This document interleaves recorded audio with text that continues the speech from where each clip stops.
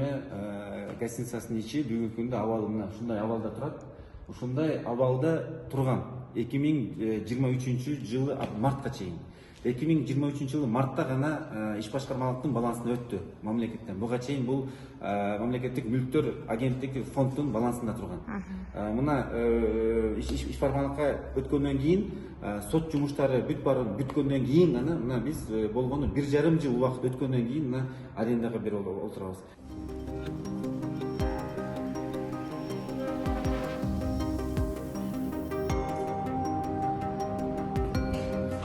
Бул жерде Акиме мейманканасы 2001 жылдан баштап соттошуп келип жүргөн.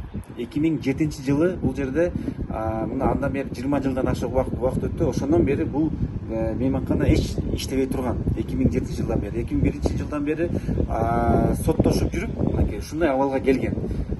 Мынакей биздин урматтуу президентибизге чоң ыраазычылык билдирип коюшубуз керек. Себеби бул киши өз көзөмөлүнө алып, өзүнүн тапшырмасы менен бул чоң имаратты ишке киргизип, элге жакшы ылайыктуу шарт түзүлсүн деп тапшырма берип, бул жерде мына арендага берилген, бүгүнкү күндө арендага берилген компания да бул Кыргызстандын жарандары. Бул Кыргызстандын компаниясы. Чет мамлекеттерге арендага берилген эмес. Бул компания бүгүнкү күндө өзүнүн эсебинен каражатынан бул ремонт иштерин жүргүзүп, буйруса буну 4+ статусундагы чоң мейманкана кылган арендага алган компания айында $50-60 миң, сом менен алганда 5,2 миллион ашуун ай сайын бюджетке булар акча түшүп турат.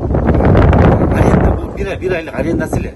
Булар буйруса 1,5 жыл ичинде ремонт бүткөндөн кийин булар арендага алганда элестетсеңер айында 5,2 деген бул кандай чоң сум. Мына ушул 20 жылдан бери эч нерсе болбой келип жүрүп, мына бүгүн арендага берилип, ушул ишке кирип калса жаман болот. Бул Саякат курулуш деген компания бүгүнкү күндө арендага алып туруп, бул канча жылга общий? 15 жылга арендага алган. 15 жылдын ичинде ай сайын мына 5,2 миллион арендасын төлөп, бул Саякат гостиницаны иштеткенге, Акиме гостиницаны иштеткенге даяр. 15 жылдан кийин бул азыр деле бул мамлекеттин балансында. Эч кимге өткөрүп берген эмес окончательно. Бул болгону арендага эле берилген да. Аренданын сроку бүткөндөн кийин кайра эле мамлекетке иштеп калат. Бизге берген маалымат боюнча $20 миллион чейин вложение кылабыз деп айтышат.